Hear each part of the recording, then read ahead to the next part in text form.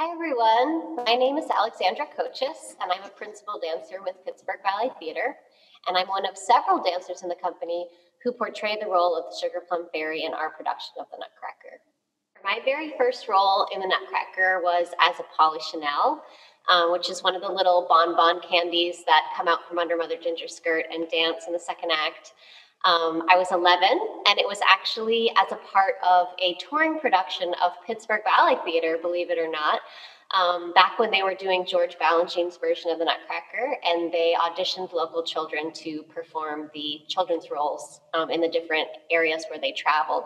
So it's kind of really interesting how after all these years now I have the opportunity to dance the Sugar Plum Fairy in the same company. The first time I performed the role of the Sugar Plum Fairy was actually as a guest appearance.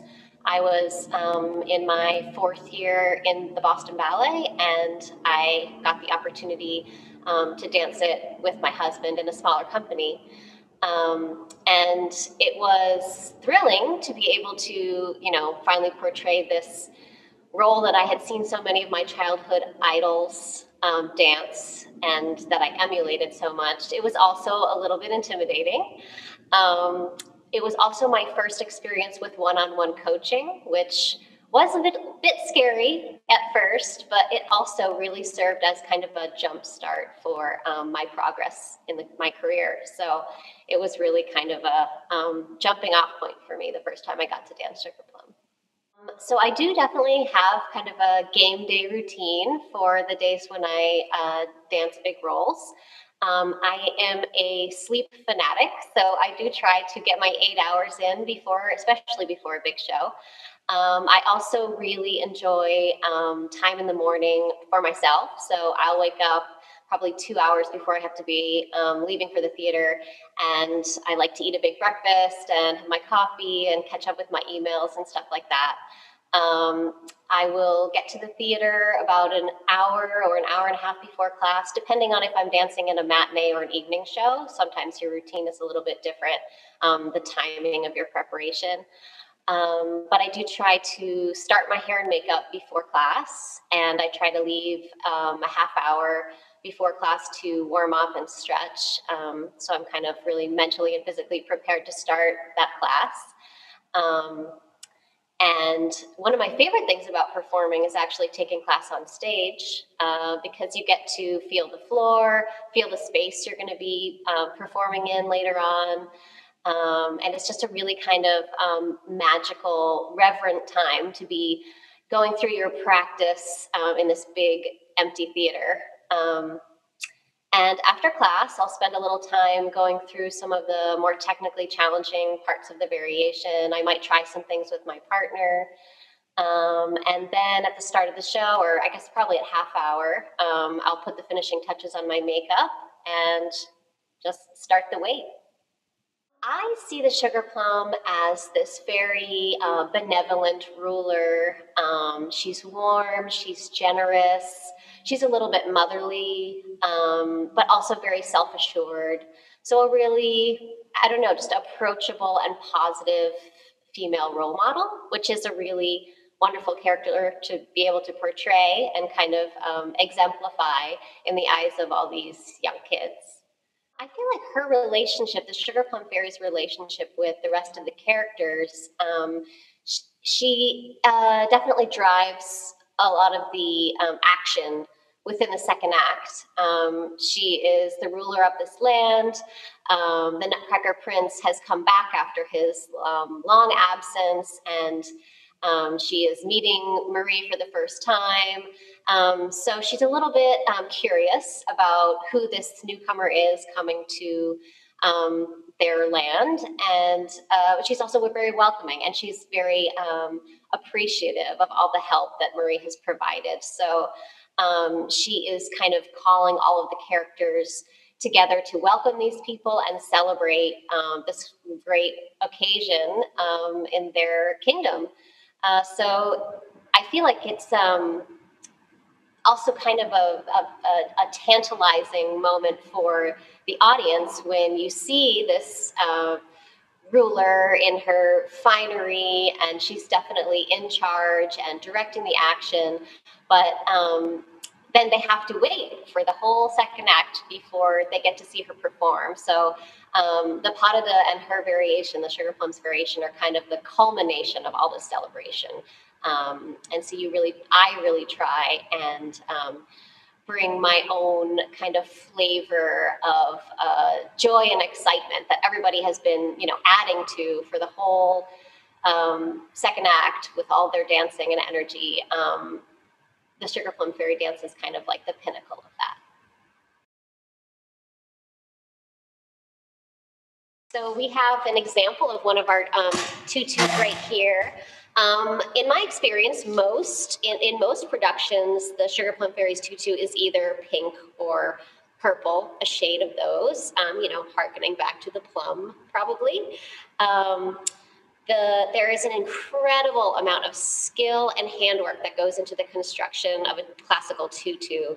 It's made up of several main sections. There is a panty section. There is what they call a basque section, which attaches the panty to the bodice, which is this upper section. And then there are layers and layers of tulle, which make up the actual skirt themselves. But these all have to be cut and hand stitched together. A lot of times there's a hoop that they put inside the tulle to give it some structure, because ballet costumes, kind of like ballet dancers, not only have to be beautiful, but they have to be really strong and able to withstand hours and years of sweating and stretching and bending and partnering. So there's a lot of like friction going on. So you have to have two aspects of being both beautiful and strong. As far as the construction also, they add these parts called bones, which are kind of metal stanchions in your tutu, which, while they're not the most comfortable thing, they give the tutu shape and help it withstand, again, the rigors of performing. And then all of these jewels and rhinestones are adhered or sewn onto the costume, again, by hand. And so something that's kind of unique to Pittsburgh Ballet Theater's tutu are these wings, because she is a fairy, so she has wings, and they're made out of this gauzy material, and they have jewels on them as well, so they sparkle like crazy under the stage lights. This tutu is actually surprisingly heavy, so it's nice to be able to rehearse a couple times in it, because it adds a little bit more stamina when you're running the pas de deux and the variation in the actual costume. But it definitely does make you feel incredibly special. And you wear a tiara with it also, which is, again, handmade. And it has a little bit of netting here to help you pin it into your bun. And when you put it on, it looks like this. And I had one child ask me once, "Does your tiara light up?" And it was one of the funnier questions that anyone had ever asked me, but I suppose very valid, because it is extremely sparkly on stage also. So it does not light up, but is optimized to catch the stage lights.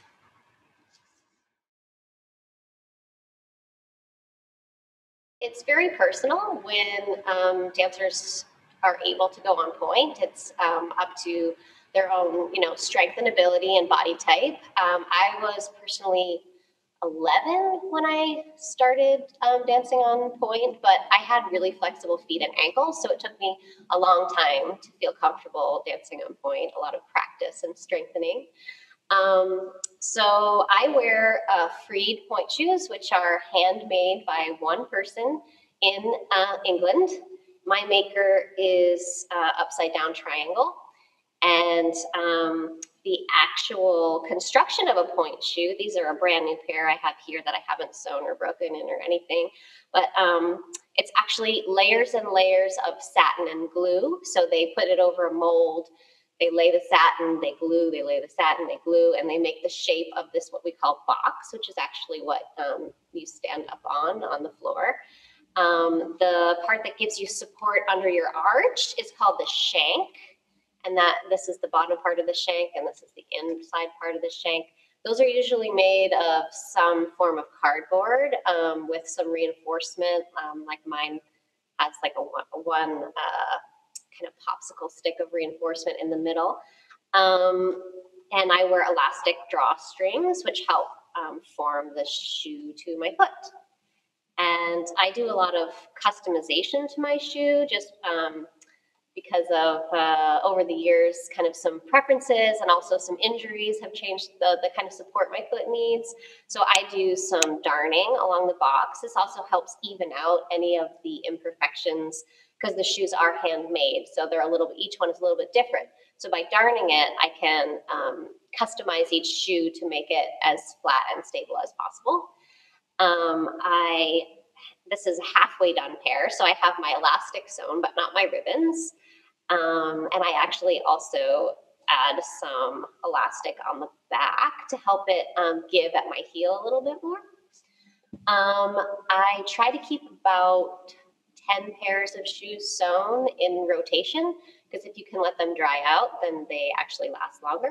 I also add additional super glue into the inside of the box and the shank to harden it even more. And in between wearings, I will spray it with a spray shellac, which is kind of another form of adhesive that dries and just rehardens the shoe after you've been sweating in it and making it wet. I would say if I have good rotation going on, I really only go through maybe 1 or 2 pairs a week, even when I'm dancing a whole lot. And you can use shoes that are in different stages of breaking down for different roles. Like for Sugar Plum, I wear a pretty new pair of shoes, and I actually change between the opening and the pas de deux, so my shoes don't get too soft. But other roles, like dancing the role of Marie, you can wear softer shoes because you aren't on point for quite as much time. So I brought a couple examples of these shoes are just about ready for the dustbin. They are soft and worn, and I'm about ready to take the ribbons off and recycle those, put them on another pair. But we sign them and put them in they go for sale at the boutique, so you can buy the Sugar Plum Fairy's shoes if you want autographed. And for some roles, we actually pancake our shoes, meaning we take the shine off of them.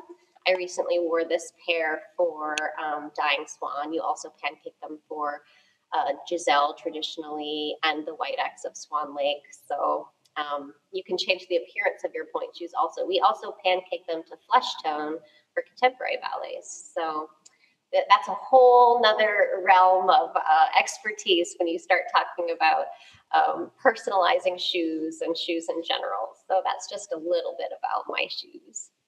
Well, I love the legacy of the Sugar Plum Fairy. I mean, just as a dancer, throughout my studies and being a professional, I have watched the pas de deux and the variation hundreds of thousands of times.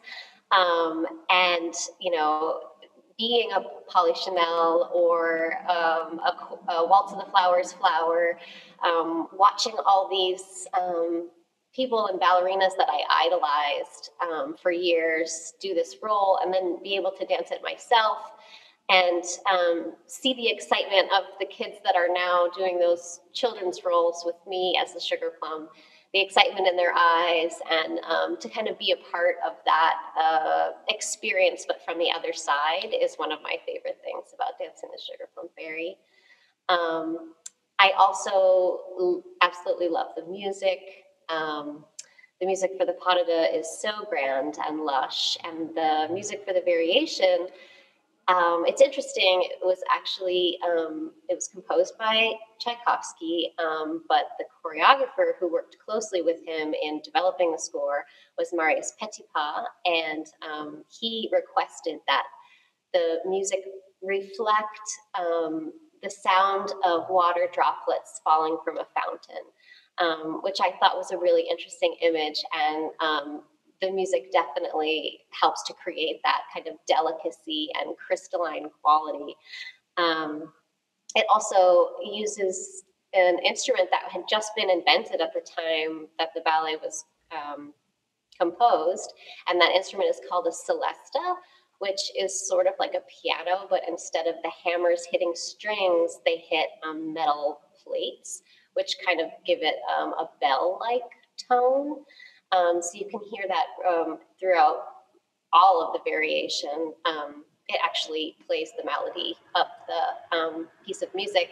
And I think it is perfect to harness the kind of dreamy, otherworldly feeling that I try to give off when I'm dancing the Sugar Plum Fairy. There's one particular section in the variation in the piece of music where there's kind of these ascending scales, it's kind of right in the middle of the piece. And all of the Nutcracker isn't tied in any way to the poem The Night Before Christmas. That part of the music always makes me think in my head, and visions of sugar plums dance in their head. It's kind of just the perfect, dreamy, lush, everything sweet and benevolent kind of passage. So the music is also something that I really, really love harnessing when I dance the role of Sugar Plum. Well, actually, this is kind of silly, but in the opening section, it comes right after the nephew retells the story of the battle and how Marie saved him. And the Sugar Plum comes out into the center of the stage, and she does this really big port de bras that's like celebratory. And that's actually one of the most fun moments for me, because you're also interacting with all of the characters of the story. So it's just a really kind of communal, warm, just great moment on stage.